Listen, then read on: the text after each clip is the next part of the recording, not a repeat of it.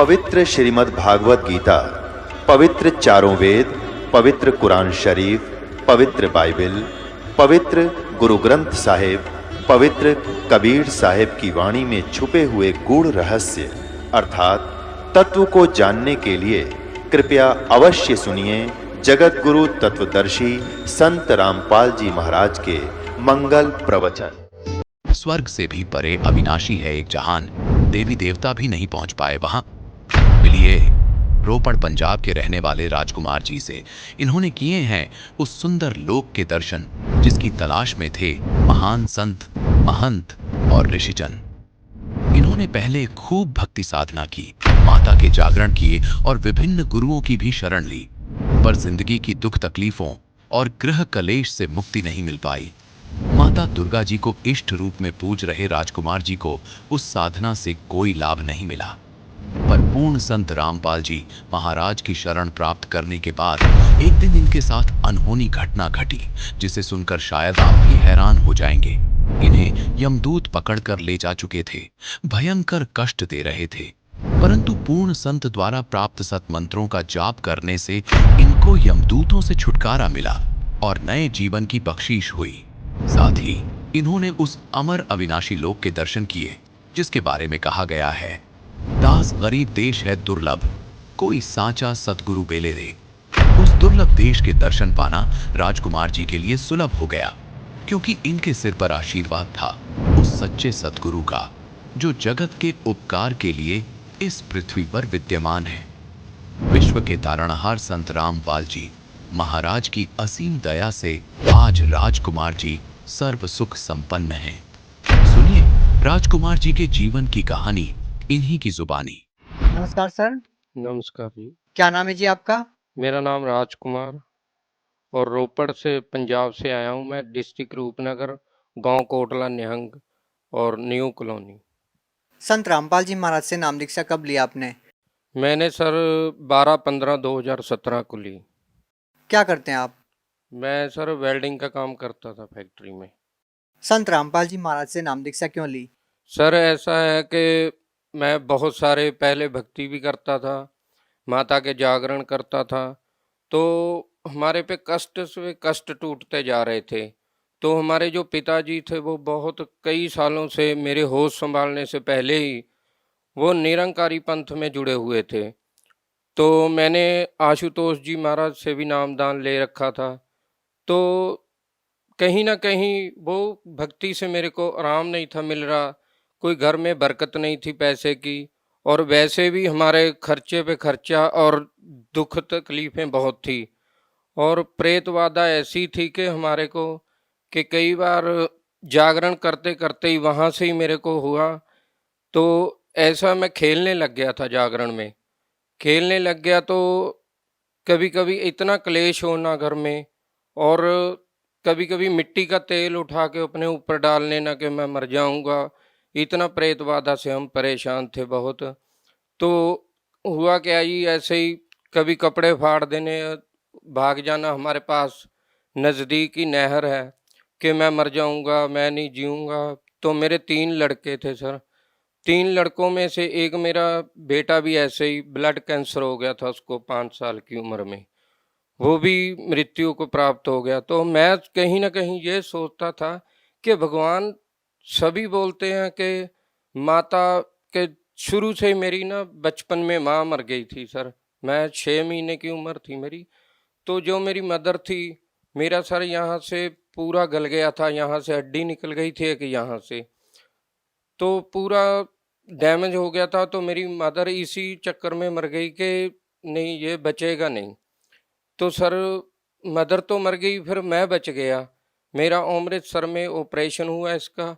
तो मेरे, जब मैं होश संभाली तो मेरी मदर की कोई फ़ोटो भी नहीं थी घर में, मैंने को नहीं था पता माँ कैसी होती है। तो सर जी मैंने जब होश संभाली तो मैंने माता दुर्गा को, और मैं यही सोचा कि यही जगजननी है, यही सृष्टि के रचनहार है। तो मैं माता को बहुत मानता था, सबसे ज़्यादा इतना मैं करता था कि जो भी करते हैं माता ही करती है, तो सारा कुछ इतनी भक्ति करता था कि मैं 1-2 बार माता ने मेरे को दर्शन दिए। मैं नैना देवी साल में 2 बार, 3 बार, और कई बार साल में एक बार जरूर जाता था। तो जागरण भी करता था मैं। हमारे गांव में जागरण पार्टी थी, तो मैं शुरू से ही जागरण के बहुत मेरा वो था, गाने बजाने में रुचि थी।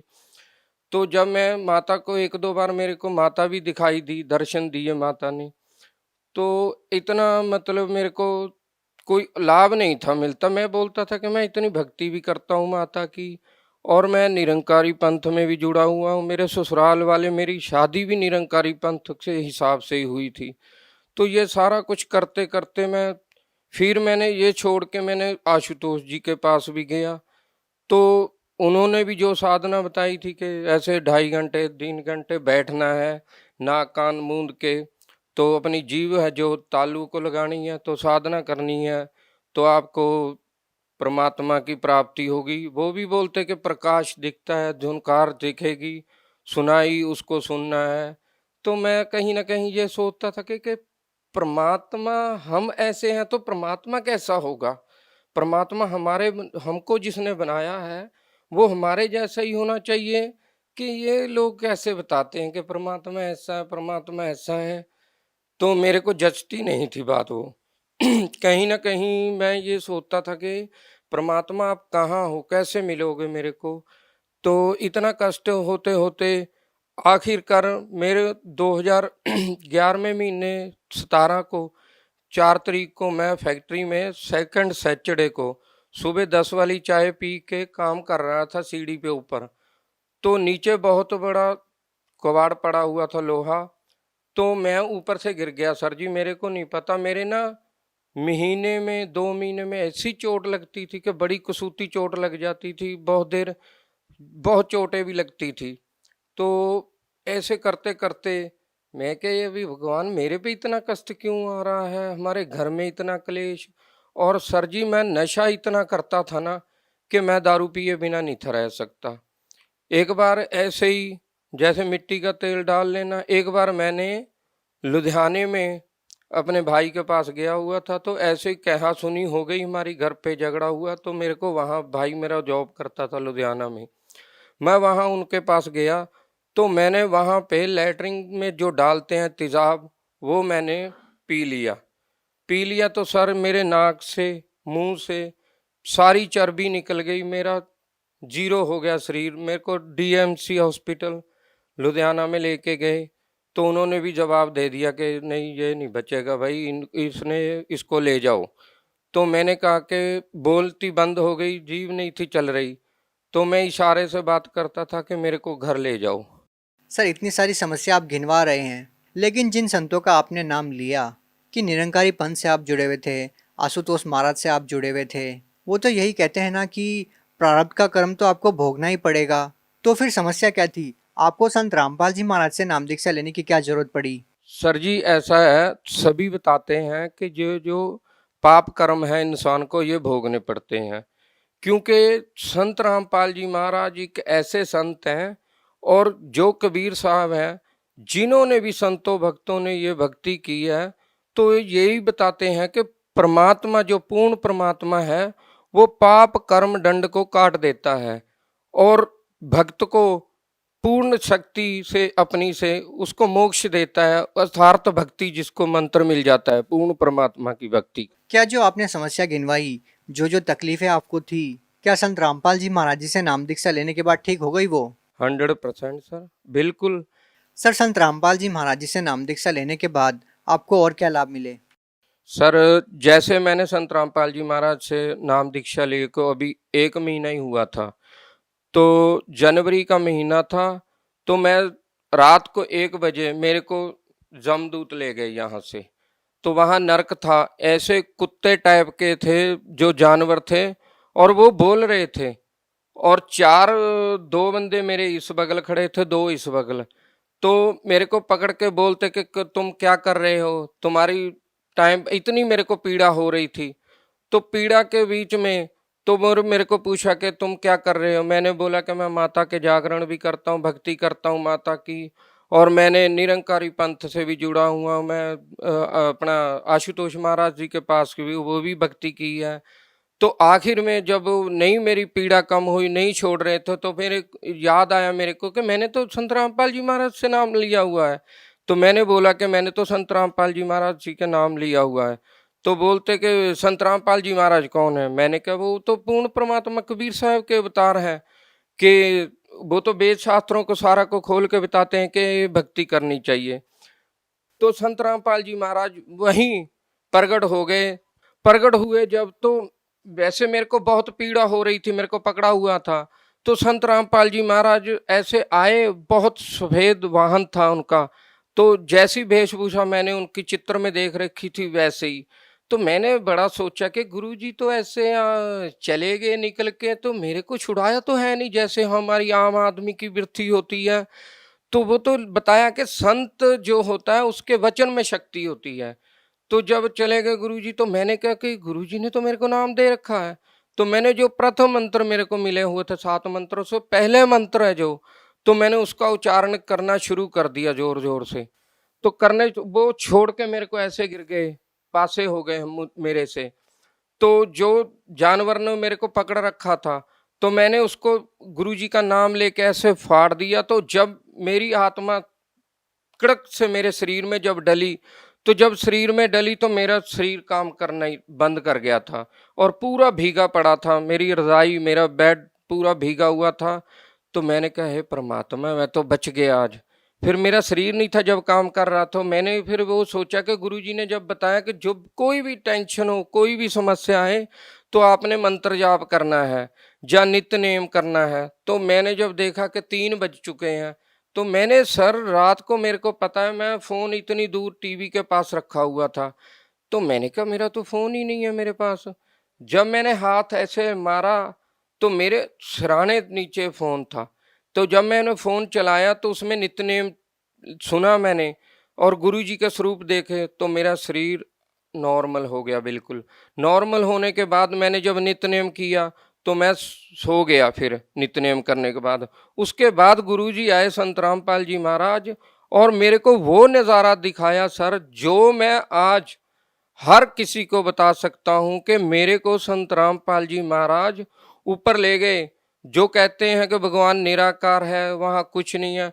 हमारा एज इट इज शरीर ऐसा ही था, बिल्कुल प्रकाशों में ही शरीर था। दूध जैसी नदियां चल रही थी, वहां सफेद रंग के वृक्ष थे और सफेद ही हंस जैसे इंसान थे सभी, और उड़ के चल रहे थे सभी। ये मैंने जब चमत्कार सारा देखा तो गुरुजी, मेरे को इतनी खुशी हुई कि मैं वर्णन नहीं कर सकता। वो दिन मैं आज भी याद करता हूं तो मेरे शरीर में अभी भी सर लू कंडे खड़े होते हैं मेरे। इतना परमात्मा ने मेरे को वो दिखाया। आज मैं ये कह सकता हूं कि मैं जितना भी संत रामपाल जी महाराज जी का शुक्राना करूं, जितना भी नाम लूं, क्योंकि मेरे को पता है कि वो पूर्ण परमात्मा कबीर साहब के अवतार हैं। कबीर साहब का ही ज्ञान बता रहे हैं। हम कबीर साहब को एक आम नागरिक, आम एक जान के छोड़ रखा था। तो ऐसे ही एक बार मेरे बेटा है, 18 साल का है, रोहित कुमार है उसका नाम। तो वो लैटरिन बैठा था तो रोता बहुत था। मेरे को मेरे घर वाली बोलने लगी कि ये इसको कोई तकलीफ है, इसको ले जाओ हॉस्पिटल दिखाओ। तो सर मैं उसको पूछा कि क्या बात है? कहता डैडी मेरे को लैटरिन नहीं आती है, मेरा बहुत बुरा हाल है। सर जी, तो मैंने डॉक्टर को दिखाया तो डॉक्टर ने बोला कि इसको तो बवासीर है भाई। तो उन्होंने पर्ची पे दवाई लिखती 1300-1400 की, बोलते कि ये 10-15 दिन इसको दवाई खिलाओ, उसके बाद फिर देखेंगे क्या करना है। तो मैंने गुरुजी के सत्संग सुनता था कि गुरुजी ऐसे लाभ देते हैं सारा। तो सर जी मैंने संत रामपाल जी महाराज को जब प्रार्थना लगाई तो गुरुजी ने बोला कि परमात्मा दया करेंगे। तो वैसे जब बोला तो आहिस्ता आहिस्ता वो प्रॉब्लम पता ही नहीं कहाँ चल गई। आज बेटे को 1.5-2 साल हो गए हैं, कोई प्रॉब्लम ही नहीं, बिल्कुल सही है। पहले हमारी आर्थिक स्थिति नहीं थी ठीक, आज वो भी बहुत बढ़िया हो चुकी है। तो पहले हम साइकिल से तंग थे, आज परमात्मा ने हमको 2-2 मोटरसाइकिल दे रखे हैं। और परमात्मा आगे आगे भी, मेरे को इतना विश्वास है कि जो परमात्मा हमारे शरीर की बीमारियों को नाश कर सकता है, हमको सुख दे सकता, आगे हमको परमात्मा बहुत कुछ देंगे। और मेन हमको तो यही परमात्मा से चाहना है कि हम मोक्ष प्राप्त करें और हमारी भक्ति को सफल बना के हमको गुरुजी संत रामपाल जी महाराज सतलोक लेके जाएं। जब मैंने नामदान ले लिया था तो मेरे को उस टाइम भी ये लगता था कि मेरे को पीछे से कोई मार देगा, ऐसे बहुत देर ऐसे होता रहा, थोड़ा थोड़ा हल्का हल्का जैसे जैसे मैंने भक्ति प्रारंभ की, करता रहा भक्ति, तो आहिस्ता आहिस्ता वो जो भूत प्रेत की बाधा थी वो अपने आप हट गई, मेरे पीछे हट गई। तो आज मैं बिल्कुल स्वस्थ हूँ, कोई मेरे को तकलीफ नहीं। पहले मेरा वजन 48, 49, 50 यहीं खड़ा था, आज मेरा 63-64 किलो वजन है। बिल्कुल मैं नशा नहीं कोई करता, सारे काम करता हूँ, मेहनत मजदूरी करता हूँ। कोई मैं ये भी नहीं, पहले मेरी आर्थिक स्थिति बहुत कमजोर थी, मेरे पास 2 पैसे नहीं थे जुड़ते। अच्छा एक बात बताइए, लोग बहुत सारे दुखी हैं, जैसे आप दुखी हैं, आपसे भी ज़्यादा लोग दुखी हैं और बहुत सारे कष्ट लोगों को हैं। वो चाहते हैं कि उनके कष्ट दूर हो जाए, वो नशा भी छोड़ दें। तो अगर वो संत रामपाल जी महाराज जी से नाम दीक्षा लेते हैं तो कितने दिन में उन लोगों की समस्या ठीक हो जाएगी? बिल्कुल सर, जैसे आपने बताया, जैसे ही नाम दीक्षा लेंगे संत रामपाल जी महाराज से, जैसे वो विधि बताएंगे वैसे विधि से करना है। जो सत्संग आता है इस चैनल पे उसमें कंटिन्यू सुनना है। जो सत्संग मेमोरी कार्ड देते हैं, आरती देते हैं, रामायणी देते हैं दोपहर की, नित्यनेम सुबह का, जो जैसे जैसे करते चलेंगे ना तो अपने आप ही उनकी सारी समस्या क्षण में दूर हो जाएंगी, इसमें कोई संदेह नहीं है। जी धन्यवाद। सच साहब जी। अब जगत गुरु तत्वदर्शी संत रामपाल जी महाराज जी के सत्संग के माध्यम से उस अद्वितीय आध्यात्मिक ज्ञान के बारे में जानते हैं जिसके माध्यम से आप भी प्राप्त कर सकते हैं ऐसे आध्यात्मिक, मानसिक और भौतिक सुख जो अभी तक आपने सिर्फ मीराबाई, ध्रुव, प्रहलाद जैसे कुछ ही भक्तों की जीवन कथा में सुने होंगे। अब सुनिए तत्वदर्शी संत के संग शास्त्र अनुकूल भक्ति सत्संग, ऐसा अद्वितीय आध्यात्मिक ज्ञान जिसका है सर्वधर्मों के पवित्र शास्त्रों में प्रमाण। अब फिर और भी बहुत सी कथाएं, लेकिन शॉर्ट करता है दास। कुछ दिनों फिर एक बुला लिया मौलवी, उसने फिर गले में बांध दिया एक तबीज, कब ठीक हो जाएगा। और ऐसा करो, इसको बाहर शिकार के लिए ले जाओ जंगल में, इसका मन बदलेगा, इसको ठेस पहुंच गई है, को दिख गया इसको, जैसे को फरिश्ता यानी को भूत प्रेत दिख गया, इसको शैतान दिखाई देगा। तो कुछ दिन मंत्री चले गए, सारे साथ में लेकर उसको बाहर निकल गए, जाके पड़ाव डाल दिया। हफ्ते 10 दिन का प्रोग्राम बना के गए थे। अब क्या हुआ कि राजा और सभी सैनिक चारों तरफ खड़े थे, घूम रहे थे शिकार की तलाश में। कोई शिकार 12 बजे तक नहीं मिला। तो राजा ये अपनी बेइज्जती मान रहे हैं, जिस दिन बिना शिकार के वापस पड़ाव में आ जा। तो राजा को चिंता बनी हुई थी कि आज बात बिगड़ेगी, कोई शिकार मिल नहीं रहा। तब राजा ने देखा कि एक हिरण आ रहा, मृग। राजा ने कहा सैनिकों, जिसके भी हाथ से, जिसके पास से इस मृग निकल गया बगैर मरा हुआ या पकड़े बगैर, तो उसी को सजाए मौत दे दूंगा। इतना सतर्क कर दिया। अब वो मृग ऐसे ऐसे करता करता राजा के घोड़े के नीचे के निकल गया और खोदे सी गया। अब राजा अपनी बेइज्जती मान गया, उसने पीछे घोड़ा लगा दिया और मृग की स्पीड के थोड़ी हो है, बहुत दूर जाके, बहुत दूर 10-15-20 किलोमीटर जंगल में जाके अंतर ध्यान हो गया। एक साइड में गुप्त मुड़ के दिखा ही नहीं। अब राजा को भूख अलग से लगी और प्यास अलग से, और घोड़े को प्यास लगी। ऐसा हो गया कि 10 मिनट आहार ना मिला, दोनों मरे। ऐसी स्थिति आ गई। और फिर याद करा, अल्लाहु अकबर, अल्लाहु अकबर, जान बचाओ, अल्लाहु अकबर। अल्लाहु अकबर तो तुम्हारे पीछे पीछे फिरे। जिसने तुम अल्लाहु अकबर मान रहे हो, उन्होंने कहा अल्लाहु अकबर तो कोई और है, और तुम फिर उससे के पीछे लग रहे हो। कुरान शरीफ सूरत फुरकानी 25 आयत 52 से 59 में कुरान शरीफ का ज्ञानदाता हजरत मोहम्मद जी से कह रहा है कि वो कबीर नामक परमात्मा है जिसने 6 दिन में सृष्टि रची, 7वें दिन तख्त पर जा बैठा। और वही पाप नाशक है, वही पूर्ण परमात्मा है। उसकी भक्ति करने से मोक्ष होगा। और उसकी खबर किसी बाखबर से पूछ लो, मैं नहीं जानता। और ये उस कुरान शरीफ के ज्ञानदाता ने अल्लाह अकबर मान रहे, वो तो कहे अल्लाह अकबर कोई और है, मैं नहीं जानता उसके बारे में, कोई संत बताओगा उससे पूछो। ऐसे ही हिंदू धर्म में हमारे भगत संत, अब वो कहे श्री कृष्ण पूजो, और श्री कृष्ण कहता वो तो कोई और है भगवान। श्री कृष्ण ने तो गीता ज्ञान दिया ही नहीं, उसमें तो वो काल बोल रहा था, वो खुद कह रहा है कि परमात्मा कोई और है, किसी संत से पूछो, उसकी भक्ति करो। एक ना भूला दो ना भूली, भूली सब संसारी।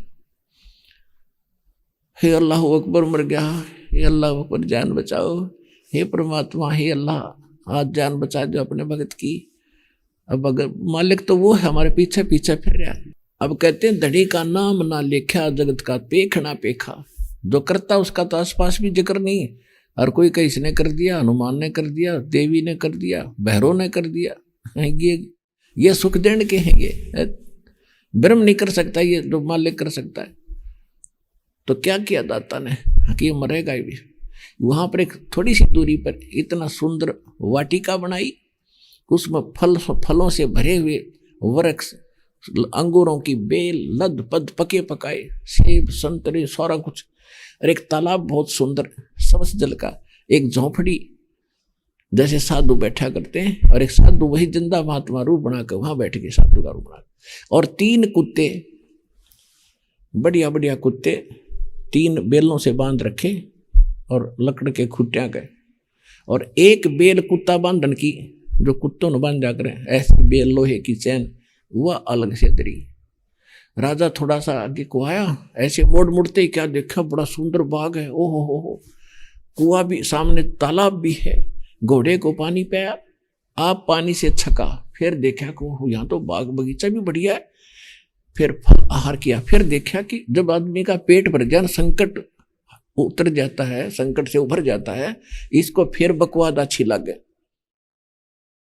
उसमें तो भूल गया था बकवादों को, भगवान याद आवा था, और जब पेट भर गया सारा सुख हो गया, फिर बकवाद शुरू होगी। सामने क्या देखा, एक महात्मा बैठा है, और महात्मा जी 3 कुत्ते बड़े सुंदर लिए बैठा है। उसके मन में आई, बाबा जी क्या करेगा यहाँ पर कुत्तों का, मैं ले चलता हूँ इनमें से 2 और अपने मकान में रखूंगा, इनको बड़े सुंदर हैं। तो राजा सलाम वालेकुम कराया साधु को और कहा, महाराज इन 3 कुत्तों का आप क्या करोगे, ये 2 मुझे दे दो।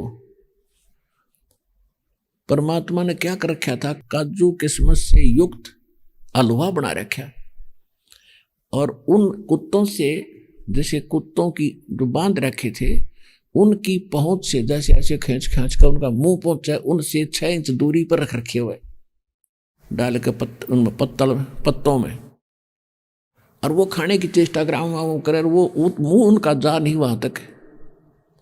राजा बैठ गया कि यूं के चक्कर है, महाराज जी ने खान भी ना देता, और काजू के हलवे, काजू किस्मत बंबला का हलवे बना रखा, कितना सुंदर। तो कहने लगा, ये बात तो पाछे पूछूंगा। फिर बोला जी 2 कुत्ते मुझे दे दो। परमात्मा बोले, भाई ये कुत्ते VIP हैं, ऐसे देने के नहीं है। अक VIP कैसे हैं कि यूं तेरा बाप से, यूं तेरा दादा, और यूं तेरा पड़दादा। मतलब ये नहीं कहा ये तेरा, मतलब ये बताया, ये तो दास वैसे आपको बता रहा है कि ये बल्ख बुखारा शहर है ना, कहाँ जी, हाँ जी, कि उसमें राजा थे ये तो था जो वर्तमान में राजा है ना, ये तो इसका पिताजी है, और ये इसका मतलब पिताजी का पिताजी, उसका दादा समझ लो, उसका दादाजी, और ये पर दादाजी।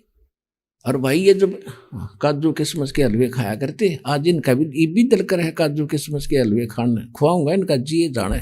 और मैं इनके पास जाता था कि भाई भगवान भज लो, ये कहा करते फिर देखेंगे महाराज जी, फिर देखेंगे। अब खाक देखेंगे, नाश कर दिया अनमोल मनुष्य उनका हरामजादों ने। और इनको रोज पीटता हूं मैं, वो बेल ले रहे थे ना, और कहने लगे ये खाली बेल। उसने पूछा कि ये खाली बेल कैसे रखी है, कि यह खाली बेल इसलिए रखी है, ये जो बल्ख बुखारे का अब वर्तमान में राजा है ना, वो मरेगा ना, वो कुत्ता बनेगा हरामजादा, और उसने इससे बांधूंगा, और यहां बांध दूंगा इसको खुट्टे से।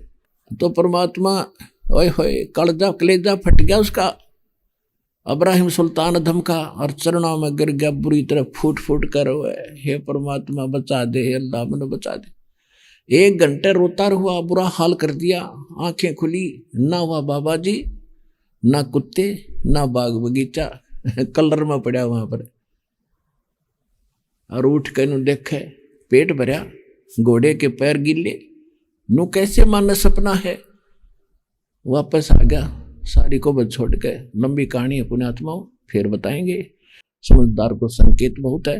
रात के अंदर घर छोड़ कर निकल गया वो बादशाह, और बाहर जाकर अपना फिर परमात्मा फिर मिले उसको, फिर बताएंगे, लंबी कथा है। और फिर कहा बेटा आगी समझ में? हाँ जी, कति आएगी।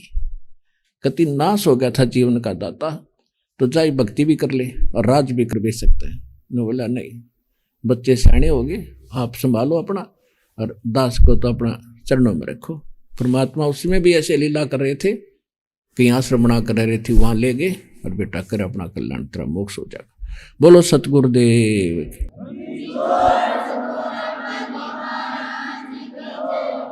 जो जन हमारी शरण है, ताका हूं मैं दास, और गेल गेल लाग्या फिरूं जब तक धरती आकाश। तो वो भगवान कहता मैं दास हूं आपका, बांदी बनकर कोरडे खाए हम नीचों के, कभी ऊंटों वाला बनकर आए, कभी यात्री बनकर, कभी जंगल में बैठ के हमारी बुद्धि सेट करना चाहते हम, और हम विष खाने पर जुटे हुए हैं। पुण्यात्मा आंखें खोल लो, ये समय बर्बाद करने का नहीं है। अनमोल मनुष्य जीवन आपका नष्ट हो जाता रहा, अब इसको सफल करो और परमात्मा की भक्ति करो, और दास के इन विचारों को जन जन तक पहुंचाओ। ये दास आपको एक सुखद जमाना देगा, सारा संसार सुखी होगा।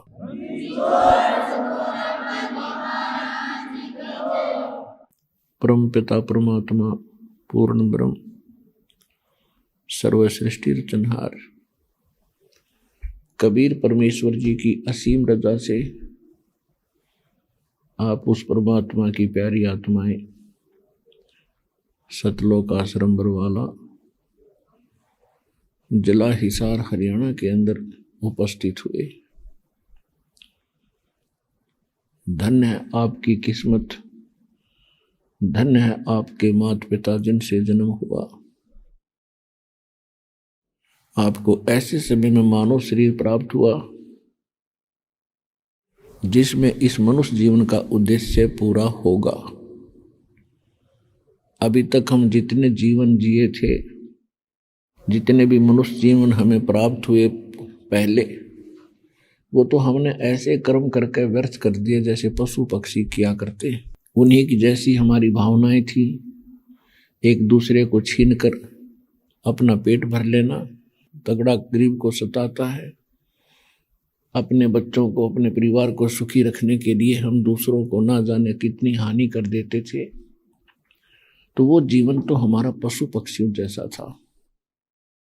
जिस दिन सतगुरु भेटिया वो दिन लिखे जाने, शेष समय गवा दिया बिना रे गुरु के नाम।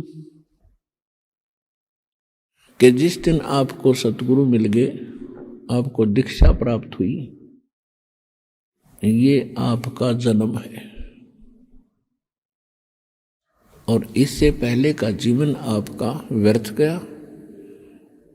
वो आपका शरीर मानव का था, लेकिन कर्म मानव के नहीं थे, गुण मानव के नहीं थे। जैसे परमात्मा बताते हैं, मानुष जन्म पाए कर जो नहीं रटे हरि नाम, जैसे कुआं जल बिना फिर बनवाया क्या काम। जैसे कोई कूप हो, कुआं, अंग्रेजी में वेल बोल रहे हैं उसको, वेल, और उस कुएं के चारों तरफ बहुत बढ़िया सा स्ट्रक्चर हो, बढ़िया उसकी लिपाई कर रखी हो, चित्रकारी कर रखी हो, और उसमें जल है नहीं, तो उसका नाम कूप अवश्य है, लेकिन गुण कूप के नहीं है। कूप माने कुआं। इसी प्रकार जब तक हम सतगुरु ग्रहण नहीं करते, सतगुरु से उपदेश नहीं लेते, और हमें मनुष्य के जीवन के कर्मों का पता नहीं लगता, तब तक हमारे अंदर मनुष्य वाले गुण भी प्रारंभ नहीं होते। तो इसलिए कहा है कि जिस दिन सतगुरु मिल गए वो दिन लेखे जान, और बाकी समय व्यर्थ गया बिना गुरु के नाम। तो आज आप वो सौभाग्यशाली प्राणी हो जिनको मानव शरीर मिला और सतगुरु मिले। पुण्यात्माओं, आप इस अध्यात्म मार्ग से घनी दूर चले गए, क्योंकि हमें बचपन से ही कोई ज्ञान देने वाला नहीं मिला। हमें बचपन से अध्यात्म ज्ञान क्या मिला, जैसे माता पिता मंदिर जाते थे हम भी चले जाते थे, कहीं देवी धाम पर जाते थे हम भी मत्था टेक आते थे, हमें साथ ले जाते थे। तो हमने बस इतना ऐसा ज्ञान रह गया था। और फिर कोई साधु संत होते थे, ये भी परमात्मा स्वयं आते रहे हैं, बड़े दयालु हैं। आप जी को परमात्मा की इस लीला का पता नहीं, अब धीरे धीरे पता होगा, क्योंकि ज्ञान से ही जानकारी होती है। यहां पर दो शक्तियों का काम अपने समांतर चलता रहता है। एक तो जो यहाँ का भगवान है 21 ब्रह्मांड का, जिसको सरपुरुष गीता अध्याय नंबर 15 के श्लोक नंबर 16 में दो पुरुष बताए हैं, सरपुरुष और अक्षर पुरुष। तो हम सरपुरुष के लोक में रह रहे हैं, और अक्षर पुरुष हमारे लिए इसलिए अनिवार्य है क्योंकि इसके लोक से होकर हमने सतलोक जाना है। उसका केवल हमारा इतना ही लिंक है कि इसके क्षेत्र को जो पार करेंगे हमने इसका किराया देना पड़ेगा। उसके लिए इसकी कमाई हम पहले यहीं से जोड़ कर चलेंगे और उसको वहां पकड़ा देंगे। और सरपुरुष और अक्षर पुरुष, और गीता अध्याय नंबर 15 के 16 और 17 में 3 पुरुष हैं, 3 प्रभु हैं, 3 स्वामी। सरपुरुष ये ब्रह्म है, अक्षर पुरुष ये पर ब्रह्म है। पर माने सेकंड है, दूसरा, एक दादा एक परदादा ऐसे। और एक है पार ब्रह्म, जो संतों की वाणी में पार ब्रह्म है वो पूर्ण परमात्मा है, उसको परम अक्षर ब्रह्म कहा है गीता जी में। और संतों की वाणी में उसे परमेश्वर, सत्य पुरुष, अमर पुरुष, आदि पुरुष इन नामों से जाना जाता है।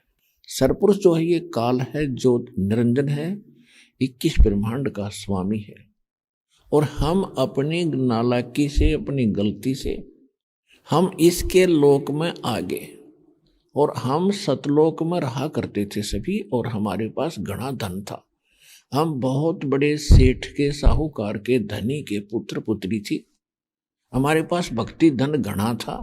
और हम इस कंगाल के साथ, इसकी साथ लटक कर आगे इसकी इस ब्रह्मांड में बैठ के, इसने पहले तो हमें लूटा, ऊपर स्वर्ग बनाया। स्वर्ग इज ए होटल। ये स्वर्ग जो है, जो हेवन कहा जाता है यहाँ का, ये एक होटल है। और उसके ऊपर इसने अपना चार्ज लगा दिया। जो खर्चा है, जो वहाँ खाना पीना है, वो आपकी पुण्य कमाई से, उसका भी अपने हिसाब से रेट लगाता है ये।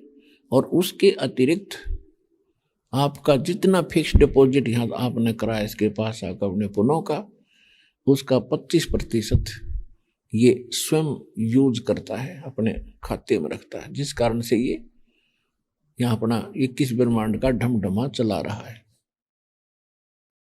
तो ये हम इसके साथ आगे अपनी गलती से अपने परम पिता ने छोड़ गए। आपको सृष्टि रचना के अंदर इसकी जानकारी खूब होगी। और तकरीबन जो भक्त यहाँ आए हैं वो इस ज्ञान से कुछ ना कुछ परिचित होकर ही आते हैं। वैसे तो इसी कड़वी कुनीन है, पहली बार तो जीभ पे भी ना रखी जा, क्योंकि शुरू में कोई नू कहे किसी हिंदू भक्त को कि ब्रह्मा विष्णु महेश नासवान है, इनकी माता, इनकी मृत्यु होती है, इनके माता पिता हैं, तो वो मनमाना सर फोड़ दे, बढ़ाने कमासा होता है। और जो भगत टाइप होगा इन्हों कहा क्यों झूठ बोल रहा है, रहने दे बस। तो हम इन परिस्थितियों से गुजरे हैं, तभी आपको बता रहे हैं कि ऐसा हमने सामना करना पड़ा है। तो जो यहाँ आए हैं वो कुछ ना कुछ इस ज्ञान से परिचित है, संतुष्ट है। तो इस प्रकार जो सृष्टि रचना में आपने सुना है कि हम अपनी गलती से इसके साथ आगे सब इच्छा से, और अब हम सब इच्छा से ही जाएंगे तो वहां एक्सेप्टेड होंगे, अन्यथा एक्सेप्टेड नहीं होंगे, स्वीकार नहीं होंगे। और जितने हम धन लेकर आए थे उतना धन साथ ले जाना पड़ेगा वापस। भक्ति धन, तभी हमारी वहां वैल्यू होगी। अपने आत्मा उस धन की को जोड़ने के लिए परमात्मा ने दया करी, हमारे को ऐसी मजदूरी दे दी जिसकी थोड़ी सी दिहाड़ी में, थोड़ी मजदूरी में घड़ा जो बहुत ही ज्यादा हमें उसका मेहनताना मिलता है। तो कहने का भाव ये है कि ये यूं चाहता है कि जो मेरे फंस गए, ये विलियन है, एक खलनायक है, ये ज्योति निरंजन जिसको हम ब्रह्म कह कर पूजा करते थे, जिसका ओम नाम है, यो खलनायक है। यो हर तरह से धोखा देकर डिसीव करके आपको यहाँ रखे हुए और हर तरह से मजबूर करके आपको विवश करके सारे काम करा रहा है। जैसे ब्रह्मा जी को अपने पुत्र को रजोगुण युक्त कर दिया, अब ब्रह्मा के बस की बात नहीं। जैसे मिर्च है और मिर्च में वो गुण भर गया, अब वो जहां भी प्रयोग हो गया अपना गुण उसको वो काम करेगा। वो मिर्च के बस का नहीं है, उसने अपने गुण को रोक ले। अब जैसे मिर्च का छौंक लगाया रसोई में और छींक, रसोई में तो आवे छींक, तीसरे कमरे में बैठे आदमी छींक आवेंगी और उन छींकों को कोई रोक नहीं सकता, विवश है। इसी प्रकार इस ब्रह्मा जी के रजोगुण के प्रभाव से हम संतानों उत्पत्ति करते हैं। सभी प्राणी इतना वासना तीव्र हो जाती है कि जीव के बस का नहीं। वो तो परमात्मा की कृपा होती है, नाम का सिमरण शुरू होता है, परमात्मा इस मन के ऊपर कंट्रोल करता है, क्योंकि ये जो मन है ये आपके अंदर है और ये प्रेरित होता है फिर उस गुण से, और ये गलती करता है। कबीर साहब से ये डरता है। जब हम परमात्मा की शरण में आ जाते हैं तो ये विकार अपने आप नॉर्मल होना शुरू हो जाते हैं, उस समर्थ के ज्ञान से, भक्ति की शक्ति से और फिर परमात्मा के दबाव से इसमें अपने आप नॉर्मलता आती है। नहीं तो आग लगा रखी इसने प्रत्येक प्राणी में वासना की, तो ये विवश कर रखा हमारे को। और दूसरा फिर इसके अंदर सतोगुण युक्त कर दिया अपने पुत्र विष्णु को। इसके अंदर से निकल रही जो रेज है, जो इसकी किरणें हैं, वो प्रत्येक प्राणी को विवश किए हुए है कि एक दूसरे में मोह ममता। 6 महीने कोई किसी के साथ रह जाए उससे में प्रेम हो जा, कोई पशु रख लिया उसमें प्रेम हो गया, मर जाए तो रोआ बैठ के कुणबा। इसी प्रकार घर का सदस्य की मृत्यु हो जाए तो टक्कर मारे, क्योंकि उसमें ममता हमारी। तो इस प्रकार हमारे को यह विवश कर रखा है। और तीसरे अपने पुत्र को तमोगुण युक्त कर दिया इसने शंकर जी को। तो शंकर जी के तमोगुण के वश होकर के हम 1 मिनट में गुस्सा हो जाए, गाली देने लग जाए, लट्ठम लट्ठा गोली चाल पड़े। तो इसने तो सारा काम बकवाद का हमारे सिर मंड रखे। अब सतगुरु आए दया करी, ऐसे दीन दयाल और बंदी छोड़ बरतास का जट सक नहीं फिरता। ये तो सतगुरु कबीर परमेश्वर आए, दीन दयाल हमारे को रास्ता दिया, यथार्थ ज्ञान दिया और सच्चा नाम और सार नाम बताया। तो जो प्रसंग चल रहा है कि इसने हमें, इसका स्वार्थ है अपने को यहाँ रोक कर रखना। और आत्मा का स्वभाव है भगवान बिना ये रह नहीं सकती। जिस सुख को ये सतलोक सचखंड में छोड़ आई उसकी खोज यहाँ कर रही है। बूरा एक नमक की बोरी में और कोई कीट, कोई चींटी उस नमक की बोरी में और बूरा का टेस्ट खोज रही है, तो कितनी अनजान है वो इस काल के लोक में। और हम सुख की खोज कर रहे हैं। कैसे सुख? हमने, कबीर साहब कहते हैं, झूठे सुख को सुख है, ये मान रहा मनमोद, ये सकल चबीना काल का, और कुछ मुख में कुछ गोद। अब जैसे कोई निसंतान है, वो क्या सोचता है कि भगवान संतान हो जा, मेरी आत्मा ठंडी हो जा। बस इतना ही ज्ञान है हमने। और जिनका संतान है उनको देख ले वो कितनी का आत्मा ठंडी है उनकी। ये हमारा भूल लग रही है। निर्धन्य सोचा है कि मैं पैसे हो जाऊं घने और मैं धनवान हो जाऊं, मैं सुखी हो जाऊंगा। धनवान को सपने में सुख नहीं हो सकता। वो बेसिक आपने बाहर से दूर से कहते दूर के ढोल सुहावने होते, सपने में सुख नहीं उसको। आपने निर्धन दिखा है, गढ़े पैसे तो कार मचाला है। ये हमारी भूल है क्योंकि हम अज्ञान, हमारे को ज्ञान नहीं है। इसी प्रकार रोगी है न सोचा मैं स्वस्थ हो जाऊं तभी सुखी हो जाऊंगा। रोग से स्वस्थ हो जाने से कुछ राहत मिल जाती है लेकिन सुख नहीं है। कभी कोई टेंशन, कभी कोई टेंशन, कभी बेटा बीमार, कभी बेटी बीमार, कभी बेटी ब्याने की चिंता, फिर बेटी विधवा होगी, टक्कर मार कर रो, हाय भगवान इसका क्या होगा। तो हो गए संतान वाले सुखी। सपने में सुख नहीं। यहाँ पर इवन पृथ्वीपति को सुख नहीं, सुरपति को सुख नहीं, ब्रह्मा विष्णु महेश को सुख नहीं। फिर बोली आत्माओं, आप यहाँ सुख खोज रहे हो इस नमक की बोरी में। तो सुख में स्थान का तो आपने अभी तक कदे सपने में भी नाम ना सुना था। वो सुख स्थान है क्या? और ये नकली पंथ, राधा स्वामी, धन धन सतगुरु, सच्चा सौदार, ये ठाकुर ठुकुर वाले, विनोद वाले और जय गुरुदेव वाले, ये सतलोक तो बताए हैं लेकिन सतलोक की ना ABC का भी नहीं पता। वो सतलोक कैसा है, सतनाम किसे कहते हैं, सार नाम क्या है। 5 नाम दे दिए, 500 नाम काल के। देख किसी अक्ल मारी जा रही भोली आत्माओं की, काल ते छूटना चाहे और उससे के नाम जपे, ओंकार रंकार ज्योति निरंजन, तीनों काल के। और सोम के ये अधिकारी नहीं क्योंकि सोम नाम का इनको पता ही नहीं। सोम नाम तो इस दास के अतिरिक्त कोई दे नहीं सकता इस पृथ्वी पे, ना उसका काम करे।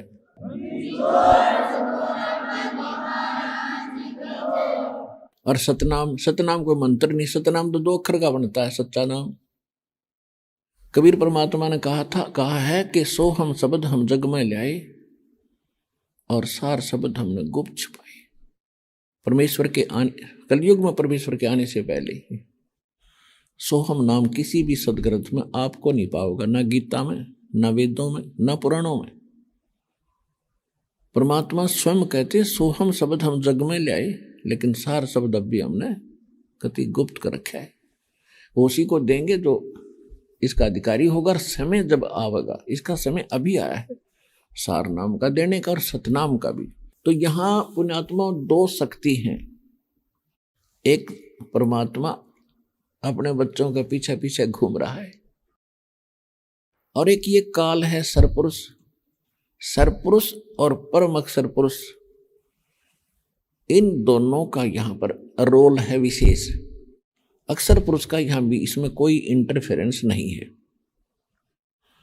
अब काल ये चाहता है कि इनको नास्तिक बना दूं, इनके अंदर भक्ति की चाह ना रहे, डिमांड खत्म हो जाए, ऐसी गलत साधना दे। शास्त्र विधि त्याग के मनमाने मंत्र जाप करने से और वही सत्संग आदि सुनने से इस प्राणी को वो लाभ मिल नहीं सकता जो भगवान के गुणों में लिखा है, जिसके लिए हम उसकी खोज कर रहे हैं।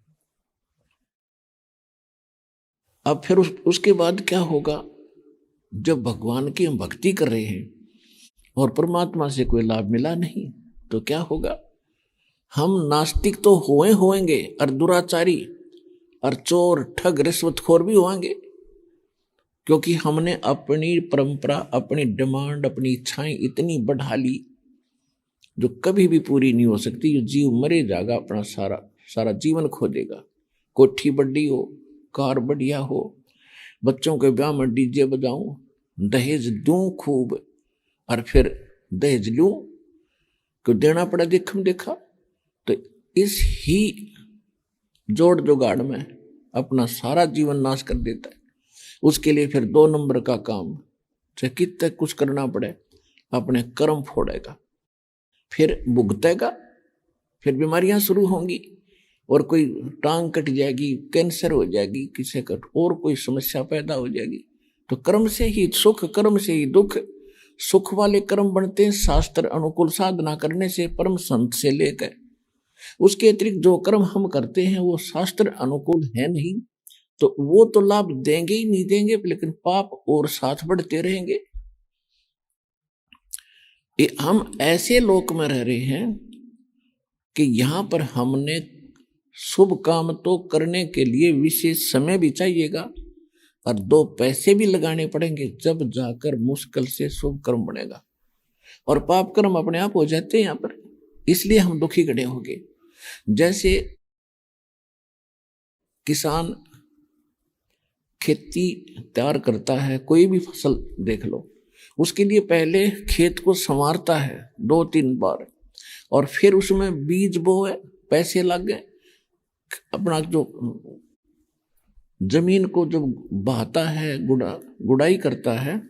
तो किसान जब खेती करता है उसके लिए उसने कितनी बार जमीन को की गुड़ाई करनी पड़े, बाढ़ना पड़े, और फिर बीज उसमें पैसे लग गए, फिर खाद डाल उसमें पैसे लग गए, और फिर उसकी देखभाल, फिर निकाल ले, और फिर उसमें भी पैसे लगे। तो कणक तो पैदा होगी न्यू, पैसे भी लग गए, समय भी लगेगा, जब जाकर 2 दाने आपको प्राप्त होंगे। अभी आपने सुने जगत गुरु तत्वदर्शी संत रामपाल जी महाराज के मंगलमय सत्संग प्रवचन। आइए अब सुनते हैं उन भक्तों के अनुभव जिन्होंने संत रामपाल जी महाराज के प्रमाणित ज्ञान से प्रभावित होकर नाम दीक्षा लेकर अनेकों लाभ प्राप्त किए। कहते हैं कि तकदीर बदलना आसान नहीं होता, लेकिन आज हम आपके सामने एक ऐसी कहानी लेकर आए हैं जो इस धारणा को चुनौती देती है। मिलिए राजेंद्र सिंह जी से, जो बठिंडा पंजाब से हैं। पहले ये मेहंदीपुर बालाजी की भक्ति करते थे, लेकिन जीवन में अशांति और प्रेत बाधाओं का सामना करना पड़ा। कई साधनाओं के बावजूद इनकी समस्याएं खत्म नहीं हुईं, बल्कि बढ़ती ही गईं। फिर एक दिन संत रामपाल जी महाराज के एक शिष्य ने इन्हें ज्ञान गंगा पुस्तक दी। इस पुस्तक ने उनके जीवन में प्रकाश फैलाया और उन्हें सच्चे भक्ति मार्ग की ओर आकर्षित किया। 10 अगस्त 2014 को जब इन्होंने संत रामपाल जी महाराज जी की शरण ली, तब इनके जीवन में एक नया सवेरा हुआ। संत जी के आशीर्वाद और ज्ञान से इनके जीवन की सभी समस्याएं दूर हो गईं। प्रेत बाधाएं समाप्त हुईं, खोई हुई संपत्ति वापस मिल गई और इनका परिवार सुख शांति से भर गया। अब आइए उनके शब्दों में सुनते हैं उनका यह अद्भुत जीवन परिवर्तन। जी नमस्कार।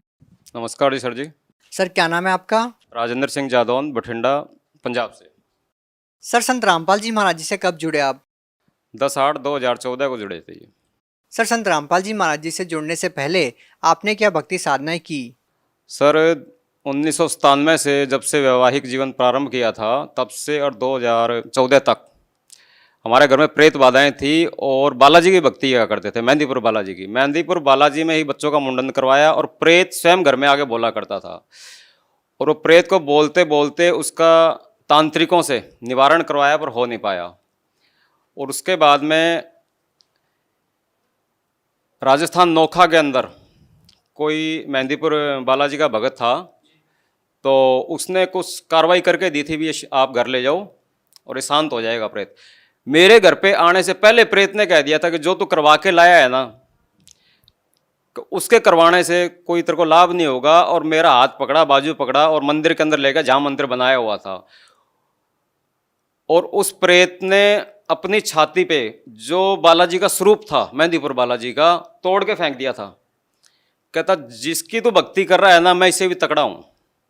उस दिन मेरे को यह पता लगा कि इस संसार के अंदर इन देवी देवताओं से कोई ऊपर शक्ति है, या तो शैतान है या कोई और है परमात्मा। सर पहले क्या क्या भक्ति साधनाएं आपने की? इससे पहले हमने हनुमानगढ़ संगरिया में मुसलमानों के जो अपने पीर खाने होते हैं वहाँ भी गए थे, और वहाँ भी कोई लाभ नहीं हुआ। पैसे देते गए लेकिन लाभ नहीं हुआ। मोड़ मंडी पंजाब में यहाँ भी गए थे, वहाँ भी कोई लाभ नहीं हुआ। उत्तर प्रदेश सिकंदराबाद में भी गए, वहाँ भी कोई लाभ नहीं हुआ। सर जब आप पहले ही इतनी सारी भक्ति साधनाएं कर रहे थे, तो फिर आप संत रामपाल जी महाराज जी की शरण में क्यों गए? क्या ऐसा कारण बना कि आपको संत रामपाल जी महाराज जी की शरण ग्रहण करनी पड़ी? सर जी, इससे पहले हमें संत रामपाल जी के नाम का भी नहीं पता था। संत रामपाल जी के शिष्य एक दिन कॉलोनी में आए और दरवाज़ा खटकाया। सुबह का 8 बजे का टाइम था। उनका नाम था विपन जी। तो उन्होंने ज्ञान गंगा बुक दी। उसमें झगड़ा हो रहा था हमारे घर के अंदर। तो हमने कहा बाबाओं के चक्कर में हम बर्बाद हैं, हम विश्वास नहीं करते। वो बोले सर जी लो, ये 10 रुपये ज्ञान गंगा बुक है। तो मैंने कहा चलो कोई आया होगा, दे देते हैं 10 रुपये। 10 रुपये दे के और ज्ञान गंगा बुक मैंने बेड पे रख दी और मैं गाड़ी लेकर गुजरात चला गया। जब मैं गुजरात से वापस आया 10 दिन के अंदर, तो हमारी जो पत्नी है हमारी, उसने ज्ञान गंगा को बुक को कंप्लीट पढ़ दिया और शास्त्रों से मिलान भी कर दिया। मिलान करने के बाद में तो आशाराम जी की भक्ति हुआ करती थी हमारे 2007 से 14 तक, 7 साल तक।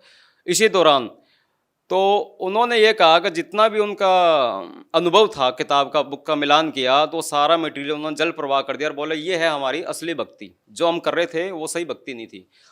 तो 10/8/14 को हमने सतलोक आश्रम गए और वहाँ दीक्षा ले ली। सर, जैसे कि आपने आसाराम बापू का जिक्र किया, उसके बाद आप संत रामपाल जी महाराज जी की शरण में आए, तो सर दोनों संतों के अंदर आपको क्या भिन्नता नजर आई और क्यों आपको ऐसा लगा कि संत आसाराम जी द्वारा दी गई भक्ति सही नहीं है? आसाराम बापू की भक्ति यूँ सही नहीं थी कि मेरी गाड़ी के 3 एक्सीडेंट हुए थे और उसमें मेरे पास 176 गज जमीन थी, जो कि एक 30 फुट रोड और एक 26 फुट रोड पे, मेन रोड पे मकान था। 2 किस्तों में मेरे को बेचना पड़ा। वो कर्जा इतना चढ़ गया कि जमीन बेचने के बाद में भी 7 लाख रुपए कर्जा रहा 3 एक्सीडेंट के अंदर। तो बर्बाद हो गया। उसके बाद में किराए पे चला गया। लेकिन ज्ञान गंगा जब बुक आई, बुक आने के बाद में दीक्षा ली। तो दीक्षा मैंने क्यों ली? इस विषय से ली कि मैंने कोई गुरु नहीं बनाए अपने लाइफ में। हमारी भक्तिमती धार्मिक थी, हमारी पत्नी जो है धार्मिक थी। तो मैंने कहा भाई चलो ये जो शक्ति है, ये जो ज्ञान है, इससे अति उत्तम होगा, क्योंकि गुरु कोई भी नहीं छोड़ के राजी है, चाहे वो असली हो या नकली हो, जो भी हो। संत रामपाल जी का जो ज्ञान था वो हमारे धर्मशास्त्रों के अनुसार है। और जो आशाराम बापू का जो प्रचार जो कर रहे थे वो लोकवेद के आधार पे कर रहे थे, उसका कोई प्रमाणित नहीं था। अपने इसमें शास्त्रों के अंदर कोई प्रमाण नहीं था। सर, जैसा कि आपने बताया कि संत रामपाल जी महाराज आपको प्रमाणित ज्ञान दे रहे थे और शास्त्र विधि अनुसार आपको भक्ति दी, तो सर हम आपसे ये जानना चाहते हैं कि संत रामपाल जी महाराज द्वारा दी गई साधना को करने के बाद आपको क्या लाभ मिले? उससे जो हमारा मकान बिक गया था, जमीन और प्लस 2 मंजिल मकान बना लिया है मैंने संत रामपाल जी से जुड़ने के बाद में। पहला लाभ तो ये हुआ। अच्छा, बच्चों की 3 साल पहले मैंने रमैणी की थी। रमैणी क्या होती है इस विषय में हम नहीं जानते बिल्कुल भी। संत रामपाल जी ने ही बताया कि ये संतों की भाषा में रमैणी विवाह को बोलते हैं। और उसके बाद में आज तक घर में सुख शांति है और कोई भूत प्रेत बाधा नहीं है। दूसरा लाभ ये हुआ कि मुक्तसर से जलालाबाद हाईवे के अंदर मेरी गाड़ी पकड़ी गई थी 26 जुलाई 2018, जो पिछला प्रकट दिवस आया था, उससे 2 दिन पहले। जैसे मेरी गाड़ी पकड़ी गई, मेरी गाड़ी के कंप्लीट कागज चालान में गंगानगर थे आरटीओ के पास। तो मैंने कहा परमात्मा, अब मैं शायद ही पहुंच पाऊंगा आपके प्रकट दिवस पे। तो एकदम आवाज़ आई कि गाड़ी वाले का सिफारिश आ गई है। मैंने कहा यहाँ जंगल में किसकी आवाज़ आ रही है? तो संत रामपाल जी स्वयं स्कूटर पे आए और सीधा आरटीओ के पास गए। उससे 1 मिनट बाद की, तब तक गनमैन मेरे पास आ चुका था कि भाई क्या लोड है? मैंने कहा जी कॉटन लोड है, हरियाणा से आ रहे हैं, पंजाब जा रहे हैं। कहता भाई कागज़ और गाड़ी के कागज़ और इसके डॉक्यूमेंट्स, क्या नाम है, माल के, लेके आप आ जा भी फटाफट, चालान काटना है तेरा। तो मैं ये देख रहा था संत रामपाल जी स्वयं आए, आरटीओ से 1 मिनट बाद की, और उतनी देर में बस पास 2 गाड़ियां बीच में थी, तीसरी गाड़ी आरटीओ की खड़ी थी। तो मेरे पास आ गए। तो मैं अभी सीट पे बैठा, मैंने कहा ये कैसे हो रहा है? उसमें मैं यही देख रहा था कि परमात्मा, तो इसको देखने के बाद में मेरा दिमाग काम करना ही बंद कर दिया था, रुक गया था। मैंने कहा ऐसे कैसे हो सकता है? तो उसके बाद आके परमात्मा ने, संत रामपाल जी ने बोला उससे गनमैन से, भी जाने दे रहे गाड़ी को, क्यों रोक रखा है इसको, बात हो गई है। और इतनी कहने के बाद में मैं भी सीट पे बैठा हूँ, गाड़ी स्टार्ट है, और उसका जो गनमैन है वो नीचे खड़ा है मेरे बगल में, कह रहा है अभी कागज लेके आ जा। तो वो गनमैन भी कहता है अभी वापस चला जाता है आरटीओ की तरफ, और संत रामपाल जी मुक्तसर की साइड में चले जाते हैं अंधेरे में, क्योंकि 4 बजे का वक्त था, अंधेरा था उस समय। तो वहाँ जो गनमैन था वो आरटीओ के पास गया, उससे बात हुई और बात करके वो बोला भी गाड़ी को जाने दो। सबसे दूसरा लाभ मेरे को ये हुआ। तीसरा ये हुआ कि जो कर्जे के बाद में जो मैंने ज़मीन बना ली, मकान भी बना लिया, तो आज उसमें प्लस 5-7 लाख का प्रॉपर्टी प्लस हो गई है, पहले काम माइनस में थी। तीसरा लाभ ये है जी, मेरी कमर में बहुत बड़ा दर्द भी नहीं था, एक तरह का जैसे हड्डी टूट जाती है, रीढ़ की हड्डी, उस हिसाब से था।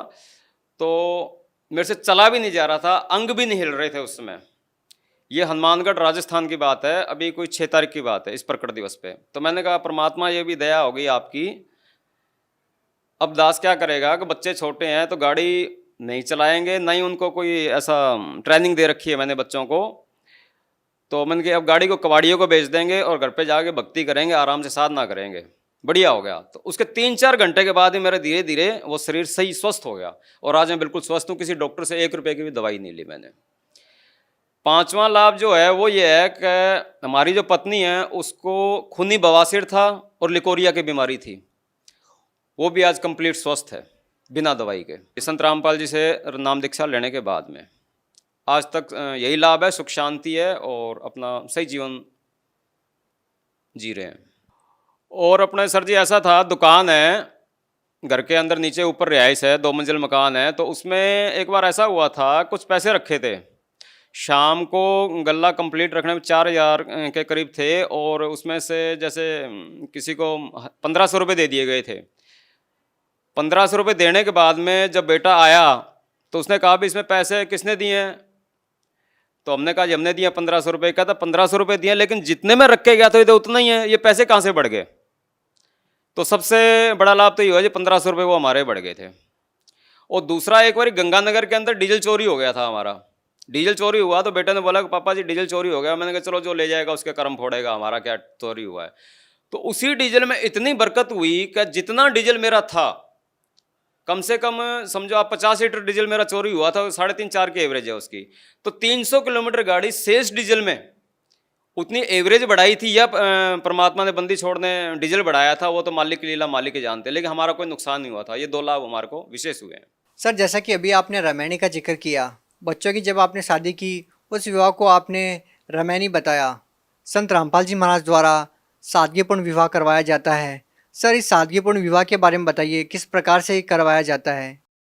संत रामपाल जी ने जो रामायणी है, इससे पहले हम भी नहीं जानते थे। ये 17 मिनट में शादी होती है। रामायणी कहो या शादी कहो, वो भाषा अलग है। और इसमें ना दहेज लिया जाता है ना दिया जाता है। इसमें कोई बारात नहीं, कोई बैंड नहीं, कोई बाजा नहीं, कोई सेहरा नहीं, कोई पंडित नहीं, कोई काजी नहीं, ना ही कोई हवन फेरे हैं। सिंपल तरीके से जाओ और अपना 17 मिनट में गुरु जी का एक बनाया हुआ मतलब रामायणी है, वो 17 मिनट में पढ़ दिया जाता है और परमात्मा को, संत रामपाल जी को साक्षी मान के और अपना जीवन बच्चे स्टार्ट कर लेते हैं। सर, जो श्रद्धालु है वो कैसे विश्वास करेंगे संत रामपाल जी महाराज के ऊपर? संत रामपाल जी महाराज पे ऐसे विश्वास करेगा, जब कबीर साहब 600 साल पहले आए थे तब उन्होंने अपने आप छुपा के ही लीला की थी। चाहते तो वो एक पल के अंदर ही अपनी शक्तियों को उजागर कर देते, लेकिन एक आम इंसान की तरह उन्होंने उपदेश दिया था और समझाने का प्रयास किया था। सर, जो लोग आज भी संत रामपाल जी महाराज जी से जुड़ना चाहते हैं वो उनसे नाम दीक्षा कैसे प्राप्त कर सकते हैं? अभी जो चैनल पे, जो टीवी पे जो सत्संग आता है उस पर पीली पट्टी चलती है। पीली पट्टी पे सब नंबर दिए हुए हैं, वहाँ पे कॉल करो और घर घर हर भगत पूरे मतलब भारतवर्ष में फैले हुए हैं। और इसके प्लस ऐसी व्यवस्था बना दी गई है कि जगह जगह आश्रम है और वहाँ टीवी चैनल के प्रचार के माध्यम से अपने जुड़ सकते हैं। जी धन्यवाद। सत साहिब जी, सत साहिब।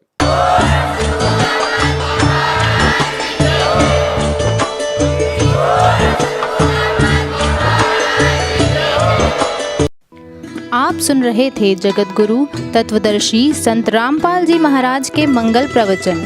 अधिक जानकारी के लिए संपर्क करें